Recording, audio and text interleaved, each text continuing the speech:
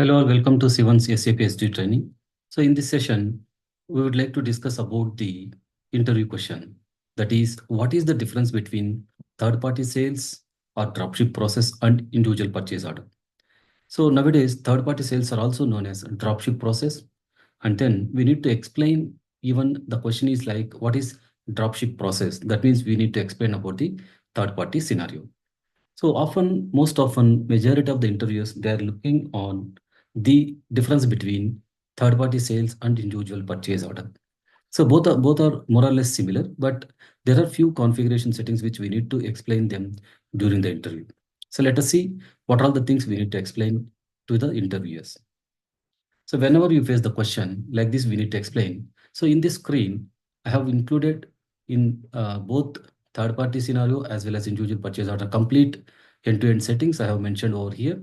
So this screen will help you out a lot while explaining during the interview process about this third-party sales and individual purchase order differences. First, let us discuss about the third-party sales or dropship process. In this scenario, vendor sends goods to the customer and bill to the business.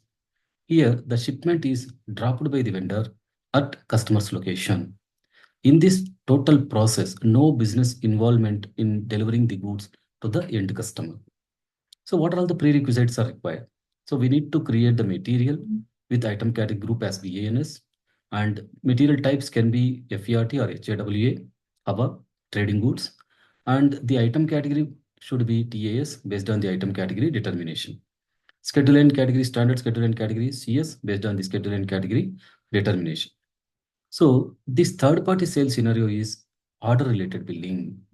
Only the system will allow us to create the billing document, customer invoice or billing document when we complete the MIRO, that is vendor invoice verification. Once it is completed in the system, then only the system will allow us to create the customer invoice. So what is the process flow of the dropship process or third party sales? So first we need to create a sales order, and in the back end, the system will automatically generate the purchase requisition, and that will be attached to the sales document line item schedule lines. So where we can find the purchase requisition, and with reference to the purchase requisition, we can create a purchase order, and then we can complete the vendor invoice verification. Only these settings, these transactions will work only when the complete settings are in place. Then only it will work without any interruptions. And then the system will finally allow us to create the customer invoice creation using VF01 transaction. In individual purchase order, the vendor sends goods to the business, and the business in turn delivers the goods to the end customer. Why? What is the scenario? The scenario may be vendor denies to send the goods directly to the customers due to the packaging issues or the transportation issues. Any one of the reasons the vendor denies. So he will directly deliver the goods to the business, and then business will deliver the goods to the end customer. Hence, what happens? The business has to raise a delivery document also. Then with respect to the delivery, we are going to create the invoice document.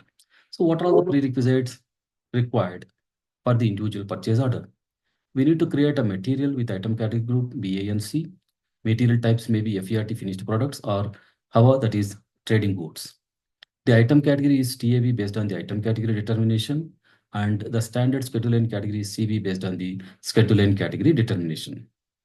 Please remember, the individual purchase order is always the delivery related billing, not the order related billing, based on the settings which we do them in the system. So only after the MIGO, that is goods receipt, with respect to the purchase order, the system will allow us to create the outbound delivery, and then followed by the customer invoice with respect to the delivery. That is a standard process. What is the process flow of the individual purchase order? So we need to create a sales order. In the back end, the system will automatically generate the purchase requisition based on the settings we complete in the schedule and respective schedule and categories. Then with respect to the purchase requisition, we will create the purchase order using MU21N, and then we do the MIGO goods receipt with respect to the PO, so that the system will allow us to create the outbound delivery. The movement type here is 601 for the goods issue delivery, which is like a standard movement type. So MIRO vendor invoice verification we need to perform. Then only the system will allow us to complete the VF01, that is customer invoice. So these are the differences which we need to clearly explain during our interviews. So we need to explain the prerequisites of the third party sales and then the prerequisites of the individual purchase order. This is the comparison. The most important comparison is item category group as well as the item category, which makes the complete difference. Then what are all the settings we do? So they will create a material, third party material with item category group BANS, and then individual purchase order material using the item category group as BANC. So then define purchase organization and assign it to the company code, assign plans to the purchasing organization, create vendor using BP transaction in S4HANA system. The source list also to be maintained for the fixed vendor or automatic vendor automatically proposed by the system. We use the transaction code ME01 and purchase info record ME11.